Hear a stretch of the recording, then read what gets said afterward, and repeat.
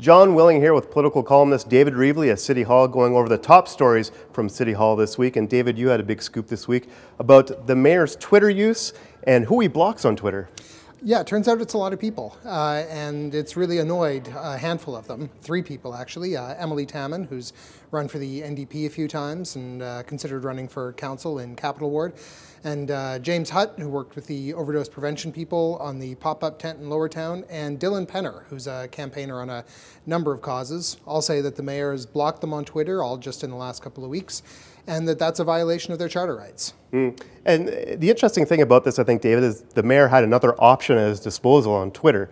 What could have he done, I guess? Well, what they say is he could have just muted them. And to get into the weeds on it a little bit, if you block someone on Twitter, they can't read your tweets. So they disappear from you, but you also disappear from their life on Twitter. If you mute someone, then they can keep talking to you. They're aware that you're there and they can follow you, but they're silent as far as you're concerned.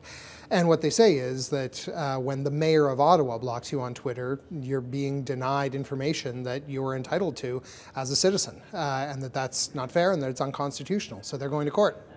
I hear you heard from the mayor's office today, too. Yeah, his argument is that his Twitter account is personal, not an official account. There's stuff that the city puts out, but that comes on city accounts. His own account is his own business, and he has a right not to be harassed. And so he has a right to block people if he doesn't want to hear from them. There have been other cases like this in the States where courts have ruled either way, depending on the fine details. So it's first of its kind in Canada. We'll have to see how it goes. Any coincidence to the timing of this, with the election just around the corner? That you got to figure that's a factor. These people were all blocked just, separately, one after another, starting in the end of September. So it's not like this has been sitting around for a long time and they just picked it up now. The litigation does follow pretty closely on the actual blocking. Now, you've got the election coming up, as you say. You have been following that the last few days. Things are getting hot. Things are getting hot, and I was actually quite impressed by the number of people who have already come out to vote. About 56,000 people went to the advance votes, and that's good news for municipal election. You remember, David, in 2014, the election turnout was something like 39–40%, very low. So when you see some good numbers out of the advance votes, that gives you some optimism about voting day on Monday. And there's several hot races that we're going to be watching. Unfortunately, the mayoral race isn't really as hot, and that's what drives people to the ballot boxes often. So that's something we're going to be watching. Really, it's become Mayor Jim Watson against his chief challenger, Clive Doucette, who entered the race late. And you know, Mayor Watson brought out his tax pledge last weekend. We've all been waiting for what his tax promise will be. And you wrote about it. What did he say? He's setting himself a slightly higher target than he has the last couple of mandates, the last couple of terms.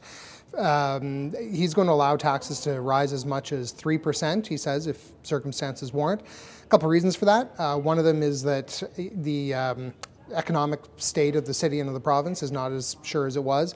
Not sure what the government of Ontario might do, additional costs that it might put on the city governments around the province as it tries to close its deficit. So he wants a little more wiggle room there, but he also says it's time to catch up on infrastructure spending. We have a lot of crumbling sidewalks, crumbling roads. People are really noticing, and he wants to devote more money to it.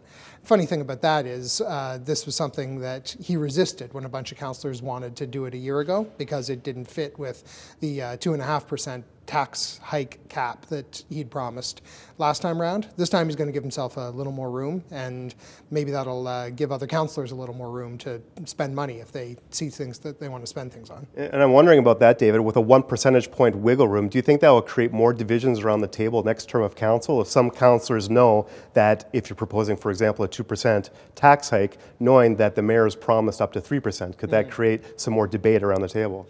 I think it's a definite possibility. That promise from the mayor, he's treated as just ironclad and has done everything he can to keep councillors from forcing a situation where he'd end up breaking that promise.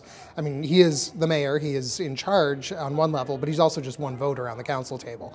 So it's not ultimately in his hands, but he does have a lot of authority and influence, and he's not been afraid to use it the last 8 years, and probably won't be if he's re-elected, which is what seems likely right now. So join us again next week with the election being Monday. We'll break down the results when you see us again from City Hall.